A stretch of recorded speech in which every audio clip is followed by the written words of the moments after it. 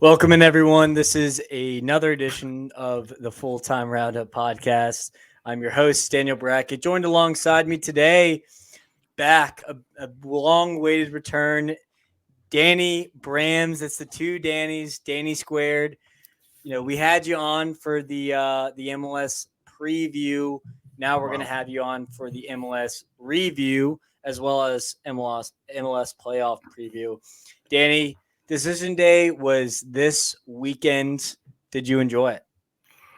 I enjoyed my decision day. I was mostly focused on the Charlotte FC match because of fandom, but I loved the way things broke. I love, Charlotte was able to eliminate DC from the playoffs. There was a lot of late drama in the West as to who was going to get the number one seed out there. LAFC pulled it out, which I had thought the Galaxy had it kind of going away. But love decision day. Love the way it all. I love that it was a little earlier. 6 o'clock kickoffs in the East. It was nice. It was kind of nice. So all in all, great decision day, great season. It feels like a million years ago that we did that season preview, but I'm happy to be here to talk about some of our takes that went well, some that didn't go so well, etc. So. Well, it was a long season, and I'll give you that. I mean, it was forever ago. And let's just talk about the MLS season as a whole, just before we go into our takes here. Like, what did you enjoy the most out of this season? Was there something that stood out specifically this year that you missed in other years, or vice versa?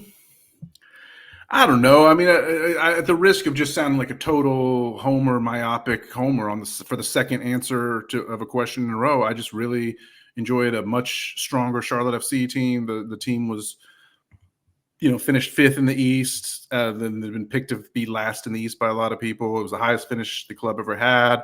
Got a home playoff match to look forward to now, and it was there was some bad stretches that I had. We called Dean Smith out on the coach. We told him the team wasn't playing very attractive football when they weren't, but for the most part, they did play very attractive football most stretches of the season, and that was just a joy to watch. I liked a lot of things. There were some other stories I liked also. I liked Colorado making a run for a little while there. I'm a big Georgi Mihailovic fan, but they finished the season on 4 straight L's to sort of hurt there. They were competing for potentially like a top seed in the West at one point. I liked to see Atlanta struggle, although they backdoored into the playoffs. St. Louis fell back down to earth. I thought that was great. Nashville struggled. DC United, like I said, Charlotte knocked them out of the playoffs. So just like, I guess it's Schadenfreude or whatever, but I like to see some of the teams that I dislike sort of not do well, I guess what I could say. On the flip side, I like the Minnesota story for everything that they went through with Emmanuel Reynoso, not coming back from Argentina, and, this player who's supposedly one of the best players in the league, like one of the best midfielder creators in the league, Reynoso, and for him to screw his team over essentially, and for them to actually do better without him, I thought was really great. Loved, I loved the season that Columbus Crew put together, just a model club in the last couple of years, and like what they're building is great. Not a huge fan of LAFC, but they finished super strong. They went and earned that number one seed. Got it they took it on the last day, but they had to win a lot of matches to get there. We'll talk about Miami. I'm not a huge fan of the Miami story, but maybe that story's not over yet. Maybe they'll find a way to crash and burn and put a sad ending to that story. It would be kind of fun. I probably would appreciate it a little more if that happened. Absolutely. I mean, you kind of started off that with, you really enjoyed watching Charlotte FC. You thought, we improved things. I think, zooming out a little bit, obviously that's true for me as well. But I think the league as a whole just played some really, really good soccer this year, excuse me. Mm-hmm. You had the 2 LA teams who were very dominant, probably my 2 favorite MLS teams to watch other than Charlotte FC, especially Galaxy. They just played really pretty football. And then you had some surprisers like the RSL story, like you mentioned. I thought, I really enjoyed watching them play, especially when they had Julio on the pitch before he made his move to Europe. I mean, that guy was balling out. I couldn't believe my eyes. The Timbers were like a really fun team for a while under Phil Neville. I didn't know if that was gonna crash and burn or not. And it's gone okay. They looked really, really bad at first, but Evander finally got going, and Yeah. and they were pretty impressive. Yeah. No, Rodriguez on the wing was good. Columbus, like you said, they're just an absolute wagon of a team. They have just so much depth. They've completely constructed that roster to be really well. I will say one thing about the MLS that I didn't love. We touched on it a little bit, and it won't be a long point here, but I thought the go as long as you want, man. Go as long as you need. The refereeing for me left a lot to be desired, especially at the start of the season. It was just such a disaster at first that it just felt like you lost kind of the essence of the game in a way because it was dictated by one man. And that was not just at Charlotte FC games that I was at, but it was just like a league whole ordeal. I wasn't a big fan of the US Open Cup structure that kind of took the heart and soul out of it. A red X on the MLS decision there for sure. And probably the biggest thing, the League's Cup, was just an absolute monumental failure, in my opinion. And, it wasn't just because Charlotte FC got knocked out early, but I would say 80 or 60% of the MLS fan base didn't get to watch their team for an entire month in the middle of the summer with no sports. And it took me a while to get back going a couple months ago once the season kicked off because I was almost checked out for a second just because we hadn't played soccer in a month. And I it was weird. Totally agree. Something's got to change. It's you get blinded to it when your team makes a win, gets into the knockouts of Leagues Cup. It doesn't feel that bad, but when you're grouped, it's just an absolute nightmare, and it was horrible. And I apologize to anyone who went through it last year, and we weren't like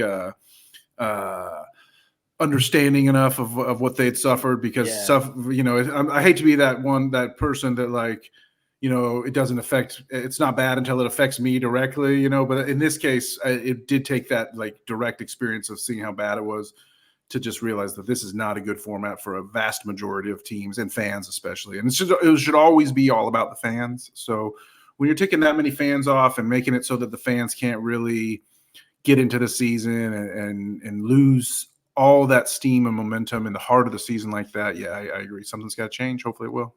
Yeah, especially just because it's in the middle of summer, right? We're in the dog days of sports. There is no sports going on. And that is when MLS is supposed to be capitalizing on no one has anything other to do than, to throw on an MLS game, which is MLS After Dark, a lot of fun.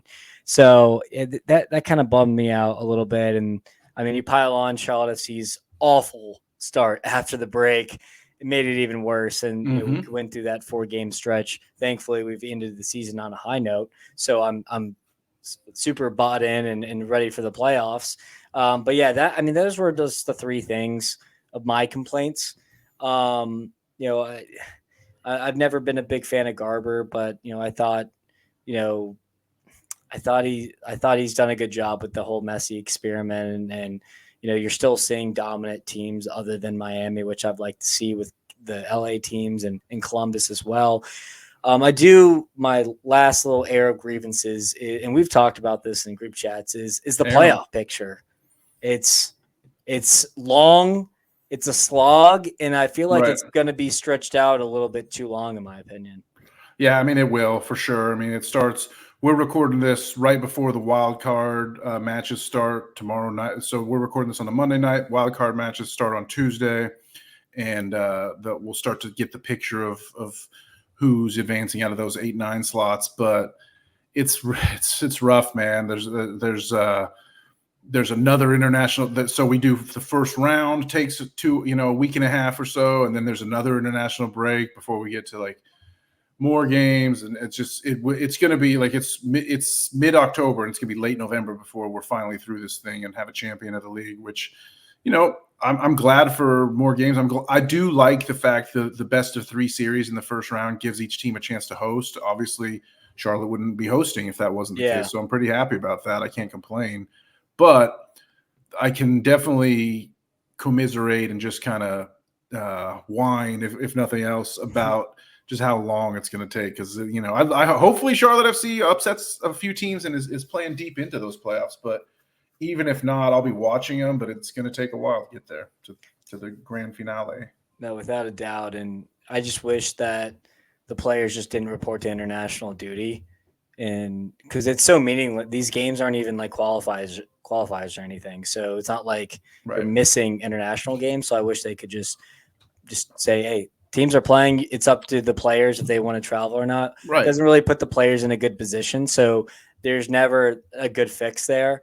But I feel like there's got to be a better way here. But I mean, we'll see how it goes. And if we go on a deep run, I probably won't be complaining as much as I am right now. But let's go in and talk about our best take that we had in the preview, and then you cap it off with the worst one. DB, does any good takes that you had come to mind, and some bad ones? I'm trying to think. I definitely know my worst take of the preseason by far, not even close. It was a bold. I admitted it was a hot take. It was a bold take when I put it out there, but I predicted disaster for the whole Miami old Barcelona experiment. I did not think they were going to do well. I think at one point I called them they'll be a fringe playoff team. Because I thought they were going to break down. Their old guys would get injured. They ended up setting the league record for most points ever in a season. So that's far, far, far from a fringe playoff team. I was way off, and I don't really have anything to say about it other than I wanted that take to be true. I wanted them to be bad more so than they actually were bad. So that's on me. I tend to sometimes I'm quick to bury like older players. I'm like, oh, that guy's old. He's going to break down. That guy's old. He's going to break down. That's kind of my leak in analysis and like my flaw, my bias or whatever. So yeah, I definitely thought Miami wasn't going to do it, but they sure as hell did it. Yeah. I mean, I like going bold. I like putting yourself out there. I'll go ahead with my worst take. I said that Charlotte FC 0% will make the playoffs this season. They ended up, starting out super hot, was like as high as third place, and we finished in the fifth spot out of 9. So, I'm eating crow here. I did say, for the record, I would absolutely love to be wrong on this one. This would be one of those takes where if it's wrong, it honestly works out really well for me. You gave yourself a win-win. Yeah. Big time win-win. And I basically we were DP-less at the time. I think we had one DP. We were losing DPs. Mm-hmm. And I just kind of underestimated Dino's impact. I knew it would be a lot better, but I just didn't know the extent. Plus, we made some really good signings in the summer and kind of found some form here. Sure. We also conceded goals for fun, and we turned into the best defense in the league, basically.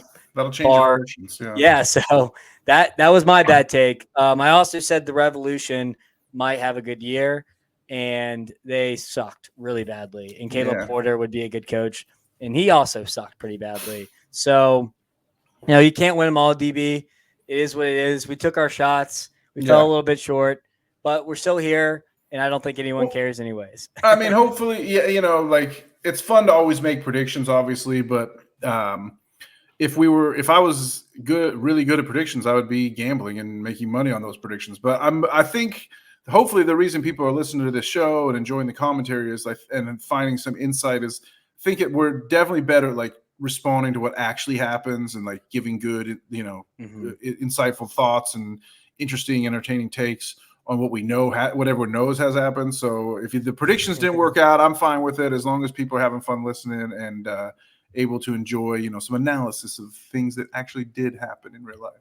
Absolutely. And especially with these playoffs, anything can happen. So throw out any predictions out the window of what we go over today, because literally things could especially in this league, could get weird. Now, our best take. My best take, I went big on LA Galaxy, and I knew that Ricky Puig would ball out. I really liked Paintsel and Gabriel Peck. And they ended up being, I think second in the East in terms of their position. So that was probably my best take. It was probably maybe a little obvious to some, so I'm not going to pat myself on the back too much. But for the last 3 years, they've been perennially awful in a dumpster fire. So they really turned it around this year finally. Yeah, I think my best take might have been, it's kind of lukewarm, but I liked New York City, and they did kind of stumble right at the end, but they went through some stretches where they were looking real nice and they were looking like they might threaten to be one of the top 2 or 3 teams in the East. They ended up 6th right behind Charlotte. Surprisingly, I still think so. I'm kind of searching for like a good take that I had on that preseason show, and I think that probably was it. In that, a lot of people were saying New York City's like in a total free fall, and I was like, I like them to actually compete this year, and they did compete, and they're a threat in the playoffs. We'll see. They got to play Cincinnati, which I wouldn't. Charlotte's playing Orlando, but I would not have minded if Charlotte ended up playing Cincinnati, because I think Cincinnati's gettable, very vulnerable right now with their they're the team that's kind of breaking down here at the end of the season for now. So, yeah, I mean, you also weren't big on Austin. You weren't. Yeah, you weren't big on Austin. And Austin finally did. Like I said, Austin's never really going to be a success until they fire Josh Wolf, which they finally did sack him at the end of the year. So that needed to be done. Playoffs. Yeah. In RSL, they weren't great last year, and you said they could take a step up. They took a significant step up, being third in the West. So yeah, Chicho Arango, baby. I thought that was a great take by you. Thanks, man. Thank you. No problem, man. Always here to gas you up. And I believe you said Colorado too. You thought they'd take a step up. That might have been Matt, because he was a big Chris Armas guy. Say maybe he could find something, but I thought that was just fun to go ahead and review and just see kind of where those takes landed here. Now we're going to get into just we'll go ahead and say, we'll start with Coach of the Year. Now, I'm sure awards. This could as little awards. I think you could be a little homer here, but I don't think you're wrong for doing that if you go the direction I think you are. Yeah, I mean, I'm going to be homerish in like all my picks. It's just tough. I know that teams. The real winner of the Coach of the Year is going to be someone who coached like one of the top 2 or 3 finishing teams of the year. It'll probably be Martino or Nancy. Martino from Miami or Nancy from Columbus. I get that they'll probably win the award, but I got to indulge my inner homer here and give my Coach of the Year award to Dean Smith. It's not even close as far as I'm concerned. When you talk about exceeding expectations, establishing a culture, changing a club's identity, like – and doing it with the same pretty much batch of players they had the season before. I mean, they did bring in Abada. They got more out of Ajimong. They brought in Pep Biel late, but they didn't have Swiderski for a good stretch of the season. For a long time, they were playing with no DPs. Dean took his time to figure some things out. Diani was a newcomer that didn't really make his mark necessarily. He's out of the rotation here now in the crunch time of the season for older veterans. So it's like he really took the same sort of ragtag group for the most part that struggled so bad and like had to claw its way into like a pseudo playoff game last year. And he had them looking. I mean, they were a lock to be in the playoffs since August. Even since that Leagues Cup break, even when things were not going good, they were in great position. Columbus, sure, Nancy is a great coach, and he's an awesome coach for sure. He definitely makes Columbus better, but he's also got some of the best players in the league. He's got MVP candidates on his team, and same thing. Tata Martino in Miami. I mean, I know people will say like, oh, it's actually harder to coach superstars, because you got to manage all the egos and all that stuff. That's no way. Tata Martino has the easiest job in MLS. It's ridiculous to give him your Coach of the Year vote as far as I'm concerned. So it's Dean Smith by a mile for me. And, I'll kiss the badge when I say it. Like, it just is what it is. Yeah. There's sometimes I feel like I would push back, but I'm not on that because you mentioned, Wilfred Nancy, Tata, whatever, Greg Vanny, Trundolo. Those guys have better rosters. Yeah. And it's not even like they have bench players that would be stars on some of these other MLS teams. I agree. I think it's, a team that's not as good, and the coach just had these guys going for me, that's Nick Cushing at NYCFC. I do think that they hit on their signings, and that definitely helped them. But I thought they were horrible last year, and I thought that he's done a good job. He's probably, I would say Dean, but for the sake of, our awards, I'll go with Nick Cushing here. I mean, I think Wilfred Nancy's the best coach in the league, but he's not the coach of the year. Yeah, of exactly. This year. Yeah, Exactly. So I completely agree with your sentiment there, and that's why I'm picking Nick.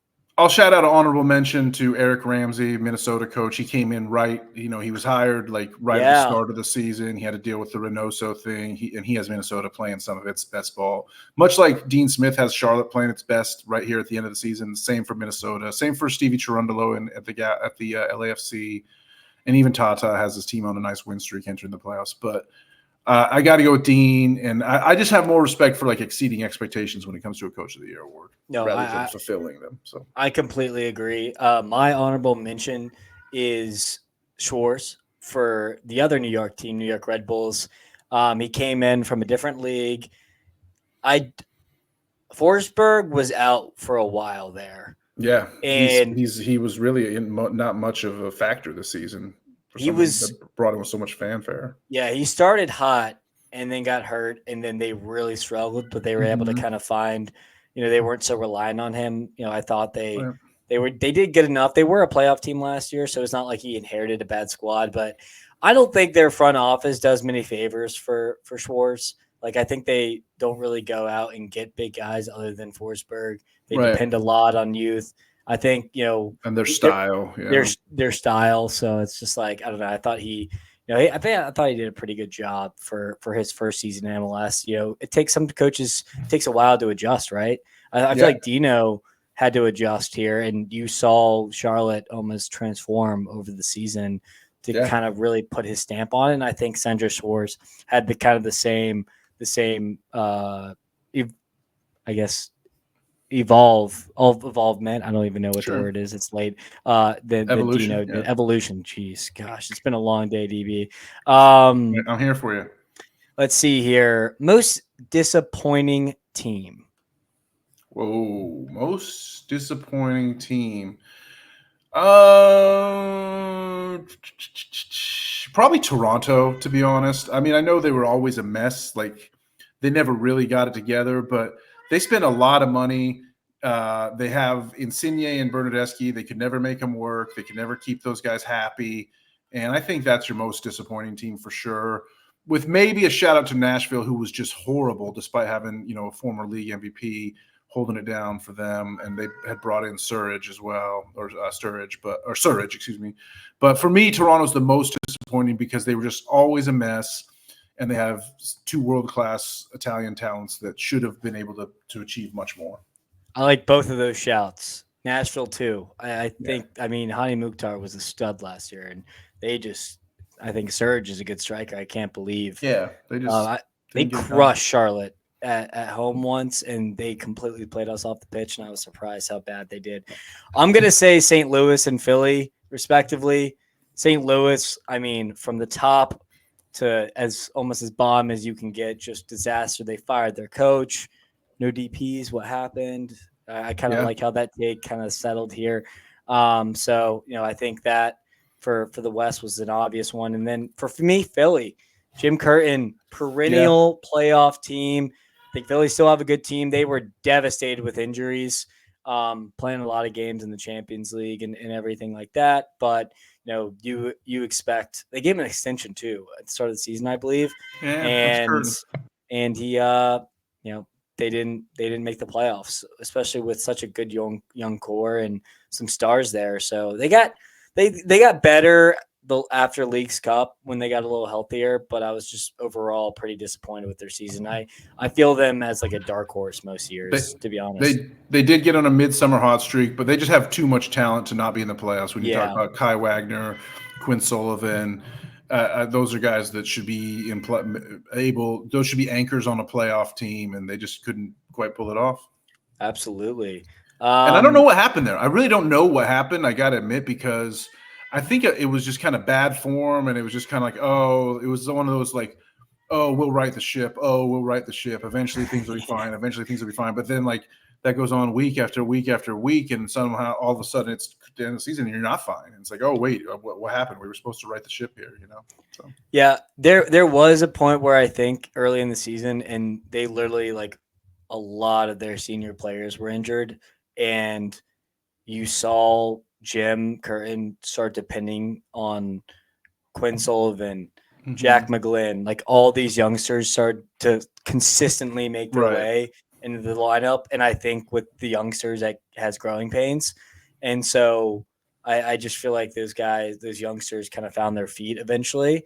Plus Baribo kind of came back and started putting the ball in the back of the Yeah. net. I was gonna say, they Aztag. they sold Julian Carranza. Yeah.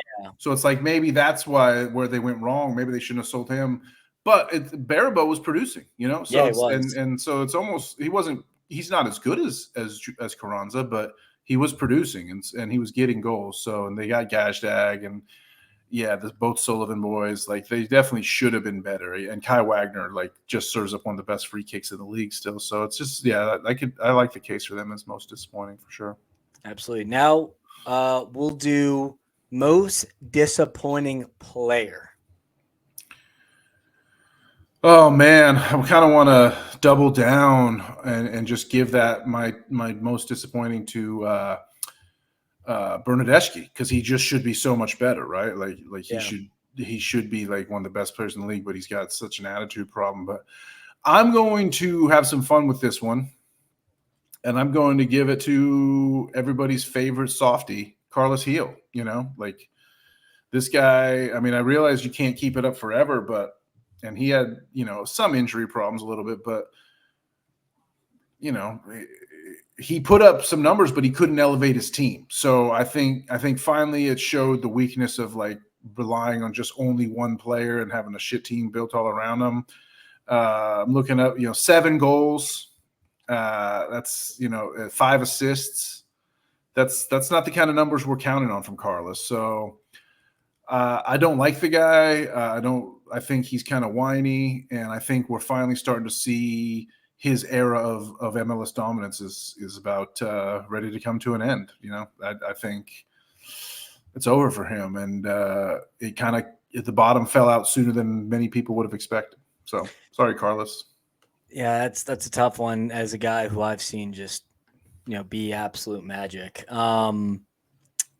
I mean, 7 goals and 5 assists used to be like a decent month for Carlos Heel, not an entire season, So yeah, no, I think that's actually some great insights. I wouldn't have thought about that, to be honest.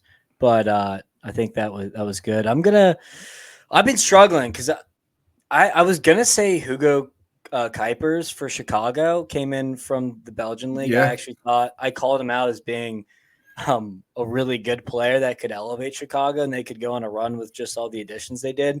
They ended up being terrible. But then you reminded me about Forsberg. I mean, only Kuipers had 10 goals and 2 assists, and Forsberg had 9 goals and 3 assists. So it's still like not terrible numbers. Kuipers did have 30 games while Forsberg had 20 games. So for Forsberg, that's a little bit better. But I think Forsberg was supposed to be like a superstar in this league.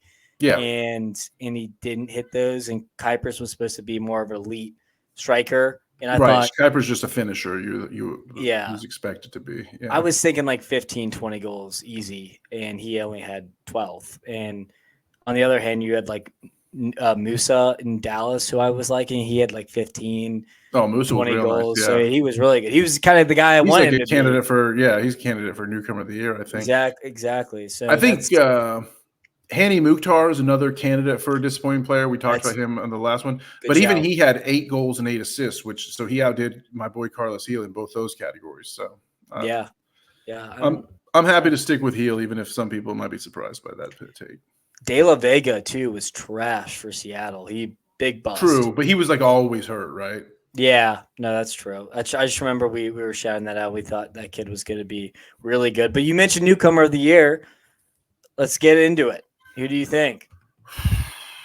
So I think it basically comes down to 2 dudes, and since I think that since I don't really like one of them, since one of them is the biter, who the vampire bat who likes to bite his opponent's necks and ears. I can't give him my newcomer of the year. Sorry, Luis Suarez. I'm going to give my newcomer of the year to Gabriel Peck for LA Galaxy. Just dominant. He's only 23 years old. He almost fits under young player, but Peck is just like so good. He's a joy to watch. He's worth, if you live out here on the East Coast like us, he's the guy you stay up late to watch, along with Ricky Pooch. But it's and really Paintsville. Nice. I don't really like Paintsville as much. I think Paintsville started hot and kind of faded, but Peck picked up the slack all the way, and Peck was good start to finish. It's tough to really give it to anyone else. I think Suarez is going to get some votes, but I think Peck will probably win the award, and he should, as far as I'm concerned. No, I completely agree. I mean, I had Peck and Suarez written down. I figured you weren't going to take Suarez and you'd get Peck, so that's why I had a backup for all mine just in case. But Suarez, 20 goals, 9 assists. I mean, there was reports coming out that the guy couldn't even walk in preseason, and then he goes and then he just balls out. His back. He's got a bad back. He's not even able to play. Yeah, he's taking injections every day for practice for his knees. And I mean, he ends up going and not only bagging 20 goals and 9 assists, being the third top goal scorer in the MLS, but he goes to Copa America. I witnessed it. That's why I say this, and balled out off the bench in the third place game and scored his last goal for Uruguay. So, I mean, swan song of a career, but I mean, he went to Grêmio and they won the Brazilian league. Then he went to Miami and they won the East. So, and these were two teams that were dog shit last year, Grêmio and Miami. So sure. I mean, the guy just goes to places and elevates. So can't really hate on him for his play on the field. He was always dear in my heart for Liverpool and what he did there. I know you got the Liverpool connection. The character issues have always been there. So I can't fault you for that. But any honorable mentions other than the two we mentioned? Putting you on the spot. So I can't. I want to give it to my boy Liel Abada, but I can't. He was not really good enough. No, I just think it's overwhelmingly going to be Peck or Suarez. There's no one else to vote for. Maybe Pep Biel, if he had a full season under him, could have done some stuff because he's actually shown some flashes lately. But Suarez, 20 goals. I saw Miami's the first team ever in MLS history, 30 years with 2 20-goal scorers on the same team in the regular season. Which is just nuts. Yeah. It's nuts. And I think on our preseason show, I was like, Suarez, he won't even play 10 games. He will play almost every game and scored 20 goals. So what do I know? Yeah, I mean, Messi was a guy who was injured all the time, not the other way around. It's funny how that can work. Suarez button hooked me. He totally faked me out with the whole injured at Grêmio thing all the time. So what can I? He got me. No, he was. I'm trying to think if there's anyone else that I could think about, but really, I mean, I thought Nusa was good. Peter Musa for Dallas, I would give an honorable mention. Why not? Sure. Jonathan Rodriguez for Portland obviously was good. Yeah, as well. He was solid. He came in balled out. So as they call him down in the Mexican League before he came. No, I agree with that. Let's see here. Now, most improved player from last season to this season. This is in. I'm gonna go with Minnesota. I'll go up to Minnesota and my boy Robin Lode. I mean, he's always been pretty solid, but he was just on a whole other level this year. He went from good to great. So I like that for a most improved, rather than someone who was like horrible and just got kind of good. Like Robin Lode was absolutely lights out for Minnesota almost the whole year. Like the only reason they were able to survive that whole Reynoso debacle was because Lode was just like carrying the load. And, he's a great Finland international and he's fun to watch. He makes things happen. He destroyed Charlotte FC here in Charlotte, in like 20 minutes. In like 20 minutes, he just went off and had like 2 goals and an assist or something like that. So he's a baller. Seen him up close and personal destroy my team, and he was destroying a lot of the league. He's definitely my most improved / comeback player, whatever you want to call it. You could say he passed the eye test for sure. I sat with you. We felt pretty good about that game. And within 25 minutes, that game was cooked. Yeah. It was bad. So bad. Mine couldn't be more obvious to me. Evander, 15 goals, 15 assists. He was dog water last year. He was supposed to leave, ended up staying. I guess Phil Neville convinced him to stay. Guy was a stud this year. So that's my most improved. Stay tuned. I'm not done talking about Evander. Yeah, for sure. He figured it out for sure. Now, best young player of the year. So there's a lot of young players. Yeah. And we're going to do under 23, so 23 and below. 23 and below, I could have gone, if we're going to say 23 and below, I could have given Suarez the newcomer and taken Gabriel Peck as my young player because he is 23 years old. I know for a fact, though, I'm just going to go with the chalk on this award because it's like 100%. It's going like literally every ballot that I saw the last couple of weeks of the professional writers who were submitting their ballots. It'll be a landslide. So I'm not going to try to get underneath that landslide. I'm just going to go with the flow on this one because he is a really great player and he's super fun to watch. He's 21 years old. Diego Luna for Salt Lake. Chicho Arango was a huge part of Salt Lake's success early, but Diego Luna was like the man for them, like start to finish. He got totally screwed by U.S. Soccer, like not inviting him to the Gold Cup. Disaster. And he used that as motivation to continue to just ball out in the regular season. He's super fun to watch. He's like all over the pitch. He's just a freaking Energizer bunny, as they say. He just goes and goes and goes. And just the way he runs, he's kind of like stout and he's just like super. He's like a ball of hair flying everywhere. He's just really fun to watch. Love the kid. He's very productive. Let me look up his stats. But yeah, I think Luna is everyone's darling to win this award. RSL, they fell off a little bit, but they still finished, top 6 in the league. That's not just in the West, but top 6 in the league. I think they finished 3rd in the West. Very good. And that's all down to this man, Diego Luna, who sadly, I really hope that he stays in the U.S. soccer system because he's a really great player. And this is the kind of guy we need to be developing. And I hope that he will win this award. I'm like 100% certain of it. And I hope that he loves it. I hope he feels the love and continues to develop in this league for a long time. He's just really fun to watch. Well, there we go.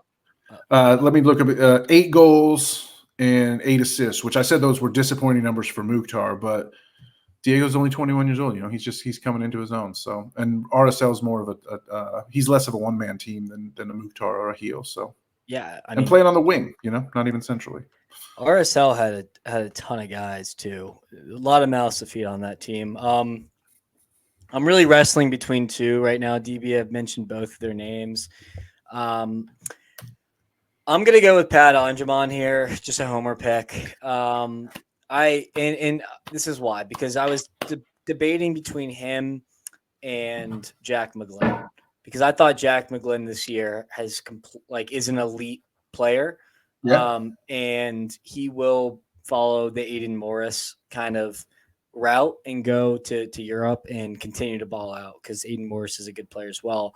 But without Pat Angemon on the Charlotte SC team, we would not have made playoffs because we wouldn't have scored any goals in the first 15 games of the season, period. I mean, we talked about all the Apple TV and all the people were hyping up our old striker. I'm not even going to name his name because I don't even want to, but he came in, completely took Copetti's spot there. I said it, and scored, double-digit goals for us, who was on our legacy team last year, which is our league team, playing against nobody. Yeah. And he went and just was destroying defenders and scoring not tap-ins, but quality goals.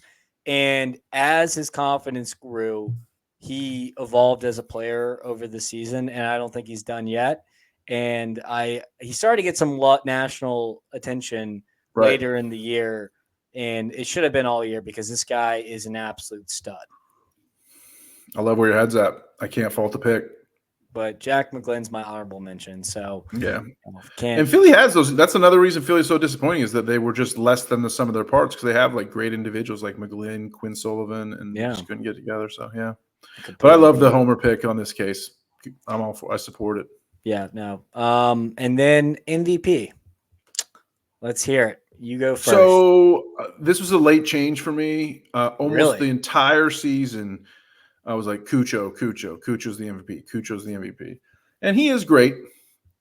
And I think he's the best player. I mean, Messi is Messi, obviously, but like Cucho is like a whole other thing. Like Cucho is really tough to beat, tough to stop. Only Charlotte FC was able to stop him all year for the most part. But I'm going to go back to Evander. Evander eventually came around to the idea that Evander is actually the MVP because there's just no chance Portland, Granted, I know that in reality, MVP almost always goes to the team, to the best player on the best team or the best player on like one of the best teams. But in this case, I got to go with Portland would not even be in this playoffs at all without Evander. Like that's just how they would probably be last in the West. And I know they just barely snuck into the playoffs and they got to play the wild card game against Vancouver and they'll probably win it and go on to play LAFC. I just think, I mean, without Evander, this is a last place team. I really believe that. And I don't really think much of Phil Neville as a coach and all this stuff, so just like, I just think Evander got it all together and had the team clicking. I'm not saying Cucho's not the best player. I'm not saying Messi is not otherworldly good with what he was able to accomplish because he certainly was. And like Messi's numbers in like the limited minutes he had due to injury are completely insane. I'm not going to deny that, but I gotta give this the 2024 MVP award to Evander. That's where my head's at. It's a bold take, and I like it because 15 and 15 are ridiculous stats. I feel like he didn't get much national media attention. I mean, maybe I just wasn't paying attention, but I feel like there was a lot more focus on different names and not Evander, and he took a Portland Timbers team, like you said, that wasn't great, and a lot of question marks around that team in the offseason, and he made them pretty good. So I agree. I mean, obviously, I think, like you said, Cucho is the best player in the league. Maybe a little bit less than Messi, but still, I think, he could go. Messi's Messi. Yeah. Messi's like a whole other thing. Yeah. But I genuinely think Cucho could go to La Liga or the French league or I mean, he was on in the Premier League on Watford and they didn't really play him a ton. Yeah. So I mean, I just think that he could make the jump again if he wanted to and just be a stud again. But I'm gonna go with since you did off kilter, I'm gonna go off kilter. Ricky Puig or Ricky Puig, however you want to pronounce it. This guy, 29 games. He played almost every single game this season. We watched it live too. He quarterbacked he was basically the entire midfielder for LA Galaxy. He played good defense. He would literally pick it up from the center back and take it all the way. And the only reason he passed it was because he was putting Paintsel or Peck on goal to finish. I mean, without him, Paintsel or Peck don't even touch double digits each. It was a sight to see. Yeah, their really good stats were because of Puig. They finished second in the West after 3 really bad years. I think this guy is so good, and he's my personal MVP, and it's also why, because I predicted him to be MVP in the preview. I'm going to stick with it because I watched a lot of him. He's one of my favorite players to watch for the MLS. He's silky smooth. Yeah, he's another one worth staying up late for if you're on the East Coast for sure. I can't be mad about it. And again, it's what he meant to the team that sometimes to me fits that whole most valuable criteria rather than straight up best player. Absolutely. So we'll get to some more predictions. We'll see if we do a little bit better this time around. But we're gonna go from the playing game, each side of the bracket, and then who our finals are. So we'll go game by game here. Let's game it out, baby. Let's see here. So starting with the playing game, Vancouver and Portland. first? I got to go with Portland, obviously. I mean, with my Evander pick, only makes sense.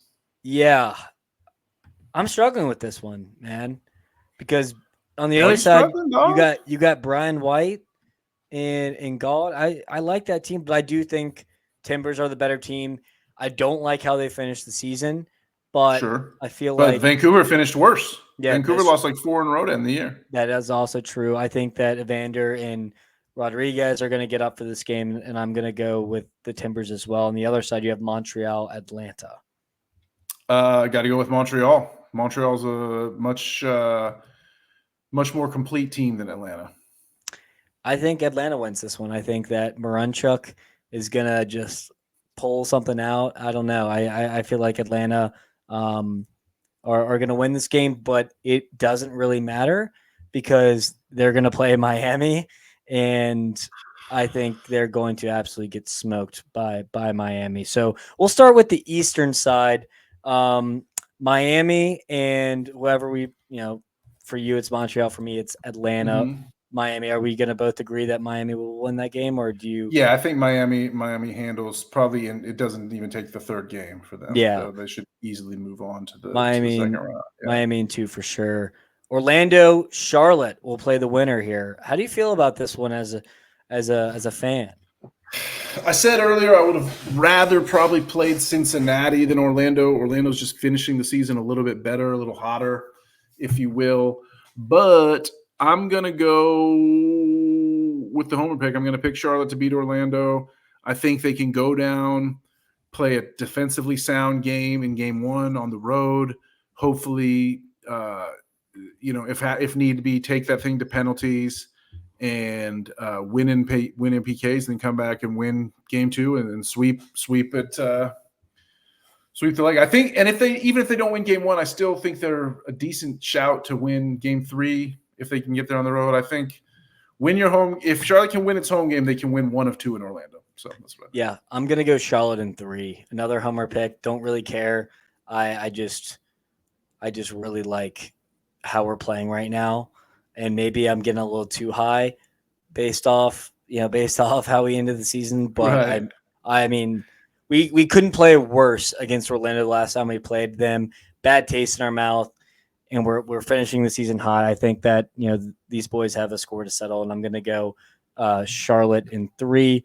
Now we both picked Charlotte FC, and we have played Miami pretty well.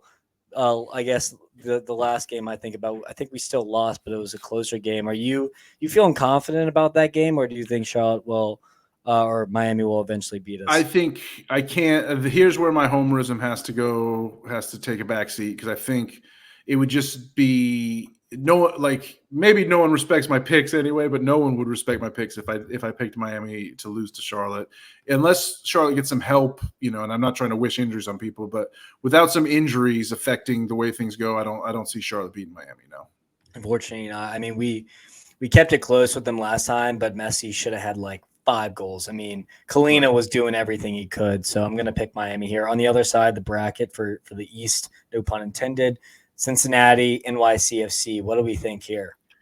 So I think I'd be in bad faith of me to pick Cincinnati, since I've been talking about how beaten up they are and how I wish we were playing them. So I'm going to pick New York City to get the seed upset here, but I think they are all a better team. Santiago Rodriguez, maybe not quite as good as Luciano Acosta, but I don't think Acosta can one-man team his way in this. I like New York City's coaching, and I think they pull this one out in the series. Interesting. I'm going to go with Cincy here. They've been there before. This NYCFC team has not really they did win it 2 years ago, but they were bad last year and a lot of overhaul. I'm going to go with Cincy. I just think that Lucho can bring his best stuff, and he has Orellano, I think is how you pronounce that Orellano, name. yeah. I think he's a fantastic player. They got some young guys that can step up here. So I think they'll get it done in 3, though. I think it'll be scrappy. Okay. Columbus Red Bulls. Columbus and the Red Bulls. Columbus easily. No, I mean, Red Bulls tend to make things tough on their opponents, obviously, but I don't think that you'd be too worried about I don't think Columbus is going to be too worried about Red Bull style. They're just going to give the ball to Cucho and let him feed guys like Rossi and whatnot. And, Columbus also has a very stout defense. Steven Moreira, probably going to win Defender of the Year in the official vote. So I think Columbus wins pretty easily in 2. Columbus in 2, 100%. LAFC, for you, or for both of us, it's Timbers. Do you think they pull off an upset? We're going to see. Then Evander would really be the MVP if he could engineer a series upset correct. Of LAFC. But no, I think LAFC is too good. Boanga's too good. Hanson Giroux is up in there. They're well coached. They don't forget about Bogusz. Bogusz has been balling. Yeah, exactly. And LAFC's won like 5-6 games in a row. I don't see them losing to Portland. That's definitely not at home. And then I think they'll have that killer instinct to go get the second win on the road pretty easily. They did have a spurt when Giroud first came that I was like, oh God, did they just ruin the chem? And now they kind of put it together, and they're just super hot. They're just clicking on all cylinders. Yeah. Yeah. LAFC in 2 here. I don't think Timbers will be able to get it done. Seattle and Houston. They play the winner there. I want to say fun matchup, but it's really not that fun. Neither of these teams are super attractive to me. Seattle's they're both kind of workman-like teams, is their character. Seattle does have a little bit of flair, and Houston, they got Ache and all that, and Houston's capable of doing some things. But man, I'm thinking of the Charlotte Houston game, potentially the most boring game I watched all year, probably. That was like right before Leagues Cup, I think. But yeah, it was bad. To pick a winner here, I don't know. The winner is the viewers if it only goes 2 games instead of 3. I mean, is that too cynical to say? No, I don't think so. I think Houston probably.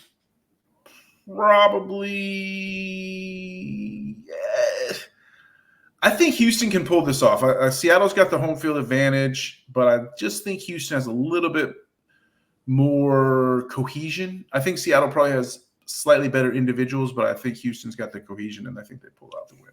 Close call. Seattle has the most stout defense. Therefore, I think they are built for this competition. I think they finish off Houston in 2, just based off that reasoning. I do think LAFC beat them in 3, a little bit scrappier, but I do think LAFC will advance against Seattle. How about you? Yeah, I mean, LAFC is a machine. It's going to be tough to pick against them. They're going to have to beat themselves at this moment for sure, or maybe get bogged down by like all the delays and the breaks in the schedule. Maybe sort of kill the momentum. But yeah, LAFC wins in the semis and moves on to the conference final for sure. RSL Minnesota. I like what Minnesota's been doing, but I think RSL's got a little too much. This was my most improved player versus my young player. Award winners. Give me RSL though in 2. I'm gonna go Minnesota in 3. There's something about the Loons that something about the Loons. I love it. You like that? I love it. Yeah, it's great. And then they'll be the Loons or RSL potentially will be playing the winner of LA Galaxy Colorado. What do you think? Want to pick Colorado so bad, but they just kind of went into free fall at the end of the season. I think they might have peaked, unfortunately, as much as I love Mihailovic and sort of the whole team aesthetic thing. You do love Georgie. There. But LA is just too good. LA Galaxy, they're the number 2 seed by just sheer. They should have been the number 1. So yeah, we talked about Peck, Puig, Paintsel a little bit. I think LA Galaxy got what they got it in store to handle Colorado for sure. I think Colorado's already peaked, unfortunately, a few months ago. So okay. Yeah, I'm going to go LA Galaxy in 3. I think it'll be a little bit more difficult than a lot of people are giving them credit for, but I do think LA Galaxy, at the end of the day, are the better team, and then they knock off Minnesota here. So I have an LA versus LA, West Coast, and a Columbus versus Miami. Right. I think it's tough to go all the chalk. Just tough to pick against the chalk. I mean, I hope we get some fun, exciting soccer. I really hope that Charlotte can advance past Orlando and give Miami a game. But in the end, the top teams are these top teams for a reason. I know anything can happen in a 1-game knockout. There's some coaching involved. Dean Smith's definitely going to be able to make an impact, I think. And I think if we get into a Charlotte Miami, or if we get into a Seattle LAFC or Houston LAFC, you know, those are not going to be the most fun games to watch, I don't think, because it's going to be the lower seed just really trying to kill the match and play defensively, because there's so much firepower on these top teams. Like Cucho, Messi, Suarez, Buenga, Boguj, Puig, Peck. I mean, it's Diego Rossi. It's just like there's some serious offensive firepower. So for lower seeds to win, they're going to have to play the defensive effort and organization of their lives and somehow pull off, you know, either counterattack, score against the run of play, or win it in PKs. Gotcha. So I personally have LA Galaxy and Columbus in the final. I think Columbus knocks off Miami. Yeah. So, and I have Columbus winning it. So we'll see how it goes. How about you? Yeah, I think when you get into those top four, all of a sudden, and I focused on their firepower, right, to get them into, you know, the two conference finals, like LA versus LA, Miami versus Columbus. If we think the chalk's going to hold, and you're like, well, these teams are just way too explosive to be denied, you know. But then once they're all get in the final four together, who's got the best defense out of that group? I think it's Columbus. So I'm going to go with Columbus to sort of emerge as the best of the best. Could be an epic Eastern Conference final if it is Columbus, Miami. Would be. And it would be an epic, you know, El Tráfico, LA versus LA situation. Could, as much as I fear the semifinals could be kind of sluggish, the conference finals have a chance to be some of the, you know, some really entertaining, exciting soccer that really rewards fans. And then, you know, whatever happens in the cup final happens in the cup final. But I do think Columbus probably wins it. I think they go back to back. If we saw a rematch, I was at last year's MLS Cup final in Columbus.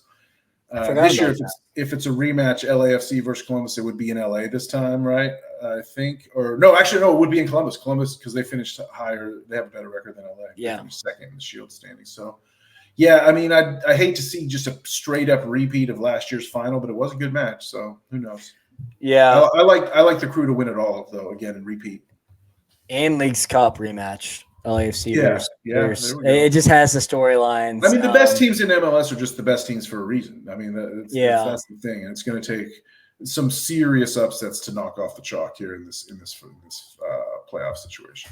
I also am, you know, I'm holding a Columbus ticket and an LAFC ticket. Oh, there we go. Yeah, I didn't wouldn't you love to see them facing each other in the final, and just you can just sit back, kick your feet up, and wait to cash. Exactly. So I mean, and Miami was just so overrated in terms of the books at the start of the year, and with the additions, had to do it to them. I just had to sprinkle on both of them and hope that one wins. So. I have some friends that are holding LAFC tickets. I also put a little bit on Columbus because I just think they're the best team in the league. But Danny, you know, we stayed for a while. We had some really good insight. It was really fun. It was a long MLS season, so it was good to kind of like recap and like really just like think out throughout the season in the summer. You know, what we watched, what we saw. So, you know, I really appreciate you coming on today. You know, obviously, I'll be seeing you in the first playoff game for Charlotte, and you know, definitely got to have you on to talk some Gunners here shortly. Oh, I would love to, dude. Thanks for the invite. Much appreciated. I'll come talk with you anytime. All right. Well, best of luck and see you soon. Peace.